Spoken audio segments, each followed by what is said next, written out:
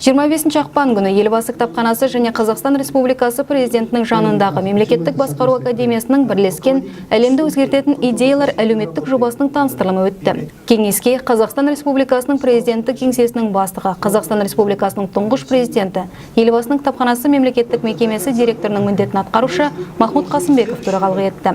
Кеңесте қаралған басты мәселе Елбасы кітапханасының әлемді өзгертетін идеялар әлеуметтік жобасын талқылау.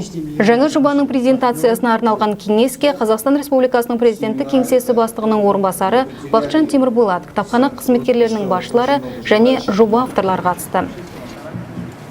Әлемді өзгертетін идеялар әлеуметтік жобасының тұжырымдамалық бағыт-бағыттары, мақсат-міндеттері мен мазмұны, күтілетін нәтижелері және жоба аясында кітапханамен бірлесіп жұмыс жасайтын серіктестер.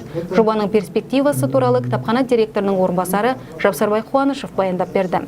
Жоба бойынша қосымша баяндаманы Қазақстан Республикасы президентінің жанындағы Мемлекеттік басқару академиясының ректоры Болатбек Абдрасилов жасады.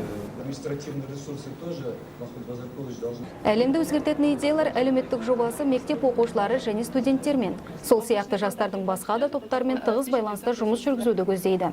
Әлеуметтік жобаның жаңашылдығы мемлекет басшысының саяси және басқарушылық тәжірибесін, қазақстандық мемлекеттіліктің негізін қалаушы Нұрсұлтан Әбішұлы Назарбаевтың тұлғасының ғылыми тарихи пайымдау нәтижелерін білім беру саласына жүйелі енгізу.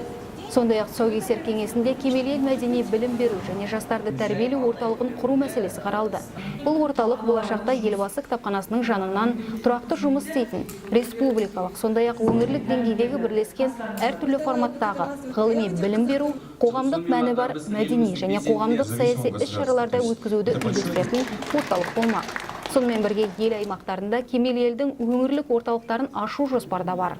Талқылауға қатысқандар жобаны қолдап, оны жетілдіруге бағытталған өз ұсыныстарын ортаға салды.